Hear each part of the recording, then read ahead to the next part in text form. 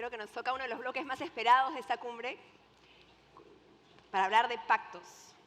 Es un honor presentar a nuestro siguiente invitado como expositor principal, James Robinson, Premio Nobel de Economía del 2024, reconocido economista y coautor del bestseller ¿Por qué fracasan los países?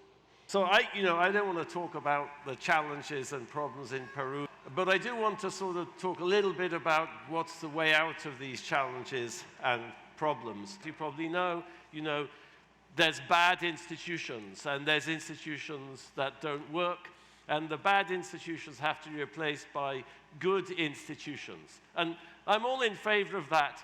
The question is, how do you get there, it seems to me?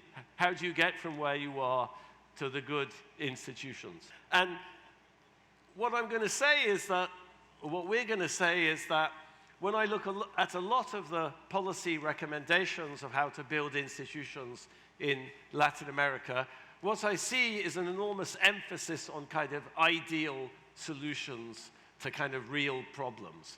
And I'm going to show actually that progress in Peru, of which I think there is a lot of progress, is coming from is kind of happening because people overcome this dichotomy between the real and the ideal. Let me get into that very fast just by first of all reminding you about inclusive institutions. Inclusion is so important because if you're going to have a prosperous, economically dynamic nation, then you need to build a structure of institutions that can harness all that latent talent, all that energy in your society. And my favorite example from Peru, since we're in Peru, of this kind of disconnection between the real and the ideal, comes from this fabulous instance of the bicentennial, where the Peruvian government basically put out for tender, asking for different projects, for people to bring different projects about how to celebrate the bicentennial,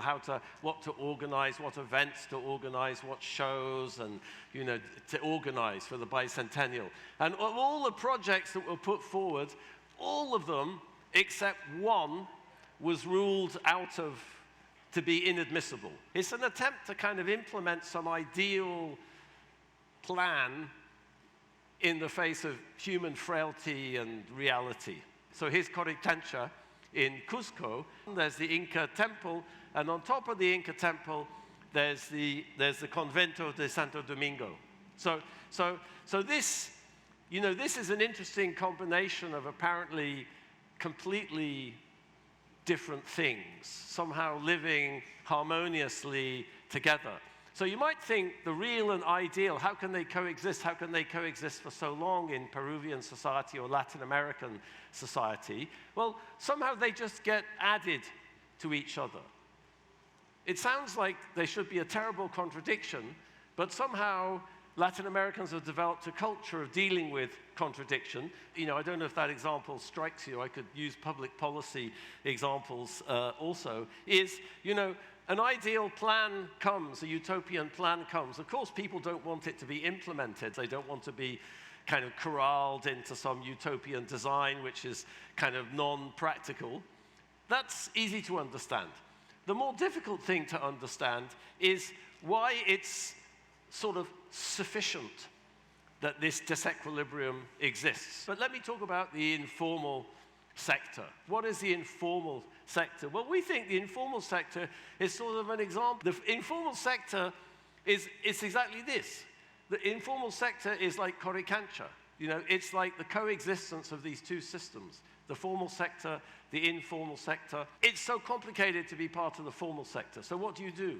You go informal, okay? And these things coexist alongside each other. So here's the data on COVID fatalities. Peru was about the worst place in the world. So how could the mortality rate be so bad in Peru? And I think one of the reasons for that is there was an immensely strict control of people.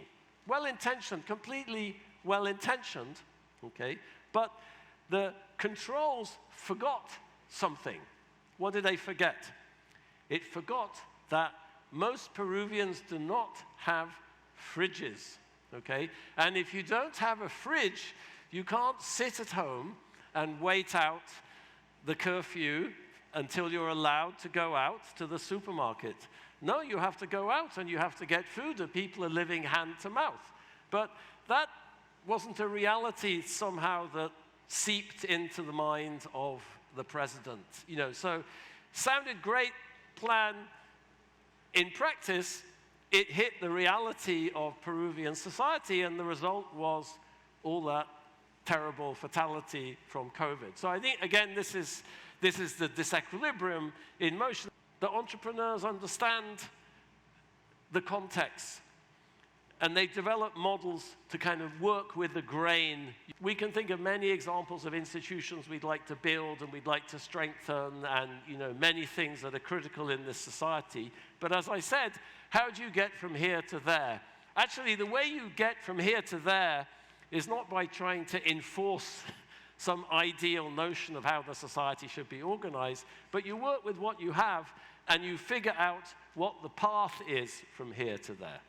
For instance, if you have like a magician, una vara mágica, that tomorrow you install the rule of law in Madre de Dios, poverty will increase the next day. So I was wondering, how do we think about the illicit economy in this model? There's a lot of illegal practices connected with the informal sector. It's outside of the law, and people are breaking the law. They're not paying taxes, they're not obeying regulations. I think these business models, for example, they're raising people's livings. They're employing thousands and thousands of people. They're giving people, they're providing goods and services that people want. And so I think that's very important to recognize. So how you take that and kind of devise an institutional transition. So I have a lot of questions about why it was possible to build a strong central bank but not a strong Ministry of Education, for instance. The problem with education, for example, why is it you can never improve education? Well, because it takes a generation or a decade to see that education is failing. If the central bank fails, you see immediately. It's like an airline company. Why is it that airlines are well run? Because if an airplane crashes, everybody in the whole world knows about it immediately. You can't democratize a society in 5 years or 10 years. That does take a generation. What is the role you see for the big corporate private sector, for the academia, for the civil society? I don't think there's any experience of sustained, rapid economic growth without an absolutely central role for the private sector. It's the private sector that drives economic growth. The role of the private sector is crucial. Of course, the private sector needs the public sector. So, of course, the public sector has an important role to play. So then the question is how to find synergy between the public sector and the private sector, how to build collaborative relations, how to build a model of the kind of working together. Do you want to give to the audience a final thought or a final message? I can see and I can understand that there's a lot of, just reading the newspaper, there's a lot of challenges in Peru. But, as I said, from my perspective, I think there's a lot of potential. We have talent. There's lots of talent here, Yes, how to unlock that talent, how to allocate that talent to make Peru flourish in the private sector and in the public sector, as you were saying. There's lots of talent, but it never comes together.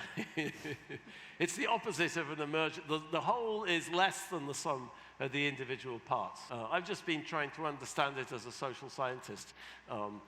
But don't be so pessimistic, because, we talk about the role of history in Latin America, and I talked about history, and, but history only reproduces itself because of the decisions people make every day, because of the choices they take. And all of these societies that have undergone dramatic transitions, whether it be Chile in the 1990s, after the military left, or whether it be Korea or Taiwan or China, that's because people started making different decisions. They started doing things differently, and they threw off the past and went into a very different future. So why not here?